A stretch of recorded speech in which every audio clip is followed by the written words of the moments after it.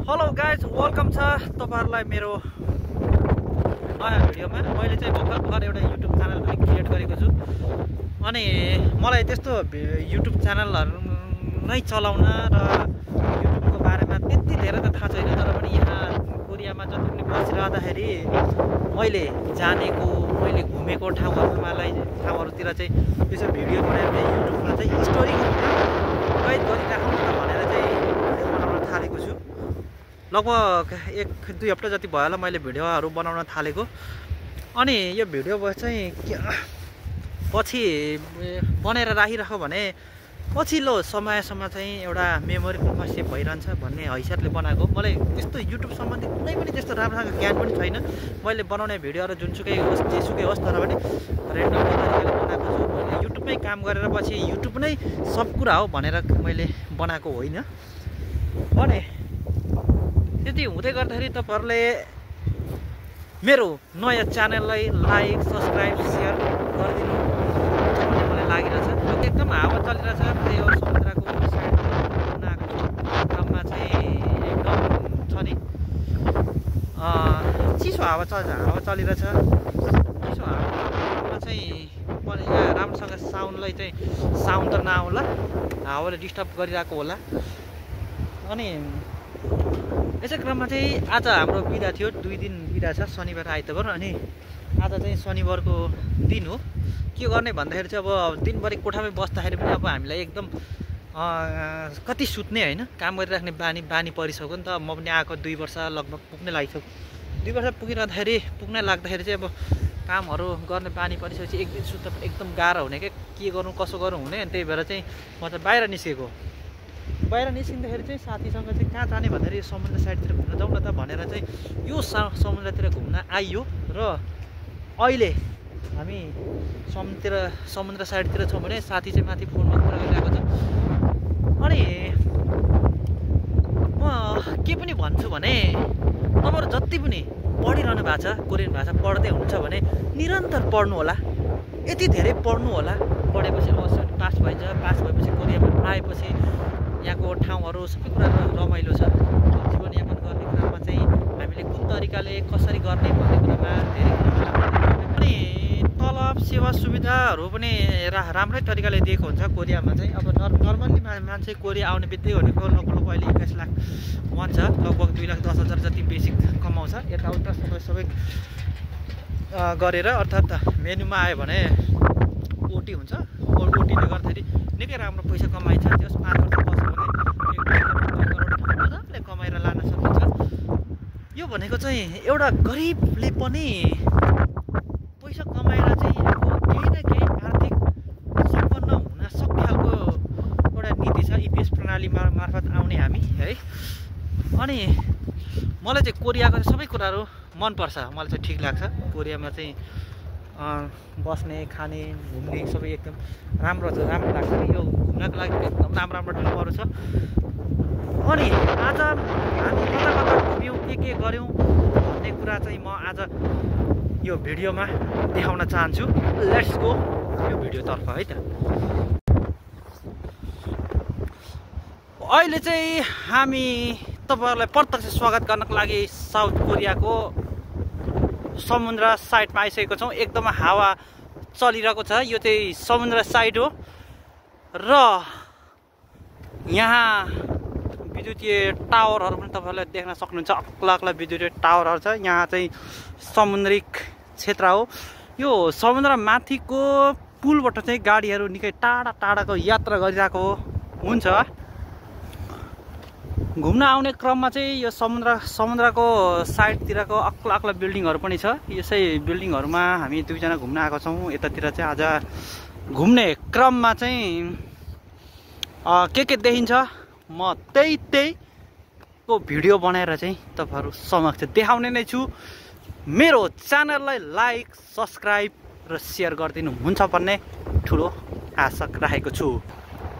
यो ठाउँमा चाहिँ एकदम ठुलो समुद्र छ। पानी अलिक सुकेको रहेछ। हावा भने एकदमै चलिरहेको छ। यहाँ यो समुद्रको साइडमा चाहिँ अग्ला बिल्डिङहरू देखिरहनु भएको छ। आज चाहिँ हाम्रो एउटा बिदा थियो। बिदा होइन, आज हाम्रो चाहिँ 2 दिन बिदा हो, शनिबार आइतबार बिदा दिएको थियो। अनि त्यो बिदाको समयमा चाहिँ के गर्ने भनेर चाहिँ हामी बसेर चाहिँ यसो 2 जना भएर सल्लाह गऱ्यौँ। 2 जना सल्लाह गरिसकेपछि चाहिँ घुम्नु जाउँ समुद्र साइडतिर भनेर चाहिँ हामी समुद्र साइडतिर आएको छौँ। हाम्रो कम्पनीदेखि चाहिँ समुद्र साइड निकै नजिक भएको कारणले गर्दाखेरि हामी हिँडेरै आउने जाने गर्न सक्छौँ। यो साइडहरूमा चाहिँ साइकल कुदाउनेका लागि बनेको बाटो हो।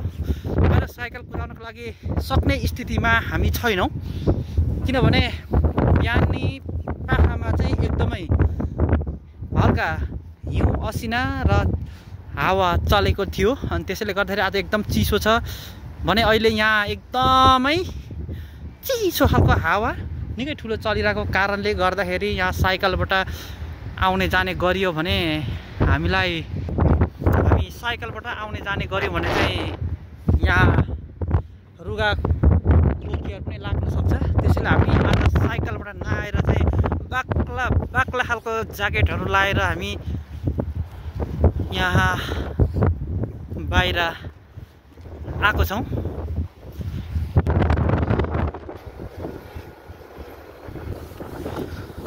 समुद्रको साइडहरूमा घुम्ने क्रममा चाहिँ यहाँ समुद्रमा माथि तैरिने सानो डुङ्गाहरू चाहिँ अहिले पानी सुकिसकेको कारणले गर्दाखेरि चाहिँ पुरै पाखामा नै भुइँमै बसिरहेछ भने अहिले चाहिँ यहाँ के भएको रहेछ भने डोरीले बाँधेर राखिरहेको छ यो के अरे जहाजहरू। किनभने तलतिर गयो भने त जापानतिर जान्छ होला नि त यो होइन। फेरि अनि जापान पुग्यो भने त नि जापान कोरियाबाट चाहिँ मान्छे नै नबोकी त्यसै जहाज आइदिने भनेर फेरि कारबाहीमा पर्ला समस्या छ यहाँ होइन। अहिले घुम्ने डुल्ने क्रममा चाहिँ एकदम चिसो हावा चलेको छ। अहिले हामी एकदम डाउन ज्याकेटहरूको साथमा अनि डाउन ज्याकेटको साथमा डाउन जुत्ताको साथमा हामी हिँडिरहेको छौँ यतातिर है। हिँड्ने क्रममा चाहिँ अब हामी कहाँसम्म जान्छौँ त्यो चाहिँ मलाई ठ्याक्कै अहिलेसम्म थाहा छैन।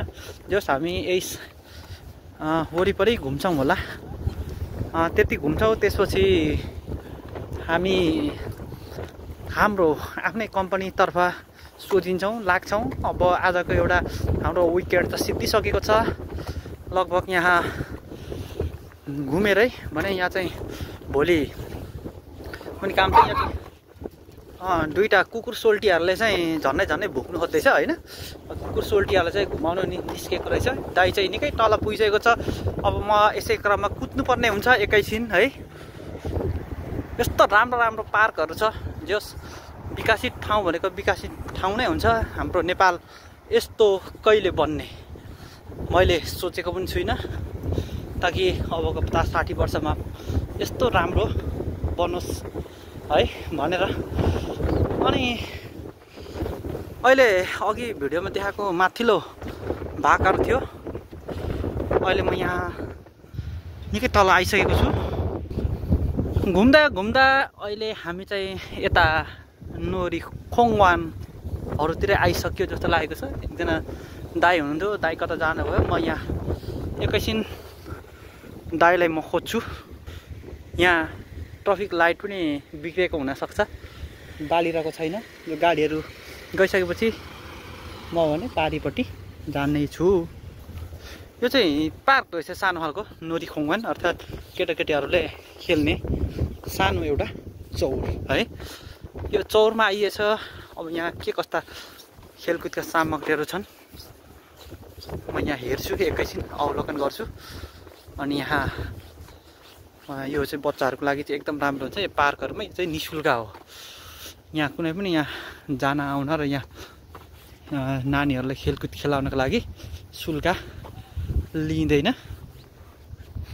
अक्ला बिल्डिङहरू छ यहाँ है। यो यहाँ चाहिँ यो सबै यो कमर्सियल बिल्डिङहरू हुनसक्छ, किनभने यहाँ टुरिज्म एरिया हो। यो अहिले एकदम चिसोको कारणले गर्दाखेरि यहाँ टुरिस्टहरू आउने जाने गर्दैन। यहाँको ठाउँहरू चाहिँ एकदमै रमाइलो छ, बब्बल ठाउँमा आइएछ। आज घुम्दै यस्तो राम्रो ठाउँमा आएछ है। आम्म यस्तो राम्रो ठाउँ छ कि यस्तो राम्रो ठाउँ आम्म ल तपाईँहरूलाई सबैले हेर्न सक्नुहुन्छ है। मेरो क्यामेराको कारणले गर्दा राम्रो नदेखिएला। अब म छिट्टै नै एउटा राम्रो खालको क्यामेरा किन्नेछु। अर्को महिनातिर एउटा क्यामेरा भन्दा नि एउटा आइफोन जति चाहिँ किनिदिउँ भन्ने खालको सोच बनाएको छु।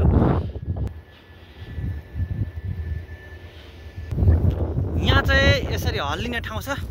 ल 2 शब्द भनिदिनु नि त तपाईँले पनि। हेलो हेलो हेलो ल फेसबुकको के भन्छ अरे आफूको ऊ होइन युट्युब च्यानलमा यो भिडियो चाहिँ जानेछ आज होइन।